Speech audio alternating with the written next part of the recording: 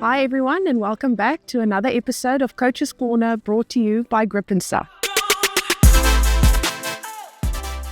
Today we'll be discussing the theory behind attacking shots. Attacking shots are trail, control, drive. Your trail shot will be 1 to 2 meters, your control shot will be 2 to 6 meters, and your drive shot will be a full go or ditch weight. If you get onto a new green with unfamiliar lines, this will be a good guide to get you going. Please note, this is not 100% accurate. This will differ from person to person and from green to green. I want to give you a tip on how to select your line when playing these various shots. If you look at this illustration, let's say your draw line is at 100%. That's the maximum amount of grass you'll take. Divide that in half and then divide it in half again. Now you've got 4 quarters. Looking at this illustration, you'll see the red cone will be your 100%, the green cone will be 75%, the yellow cone will be 50%, and your pink cone will be 25%. When you play a trail shot, you'll use the 75% line. When playing a controlled shot, you'll use the 50% line, which is your yellow cone. And when you use the 25%, that is when you play your drive shot. The drive shot will differ for everyone. It'll differ from person to person because not everyone drives at the same pace. More weight will require less line and vice versa. I believe all weighted shots should be included in your shot selection. It shouldn't be a last resort or an emergency shot that you play when nothing else is on.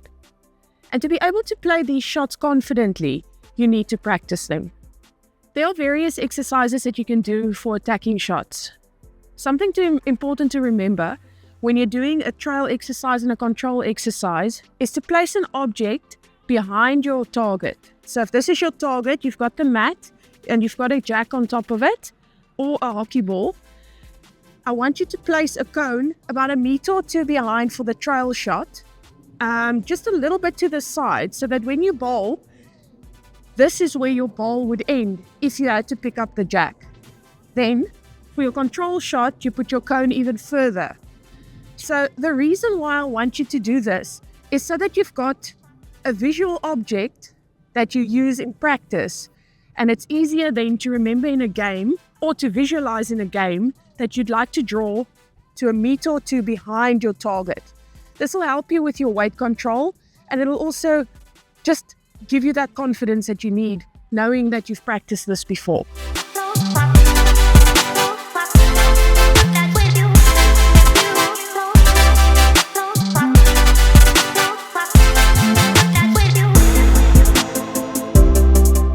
When doing a drive exercise, I like to turn the mat portrait.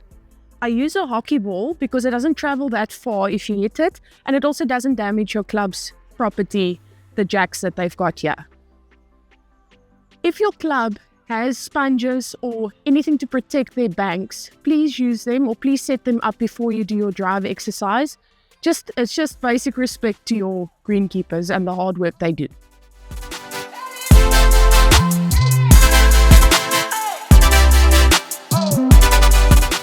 Before you play a drive shot, please observe the head carefully. Make sure it's the right time to play the shot, and make sure that you've either got a few second shots or enough balls in the head in case something goes wrong. Remember, when you want to master your attacking shots, practice is key. Thanks again for joining us for Coach's Corner, brought to you by Grippin.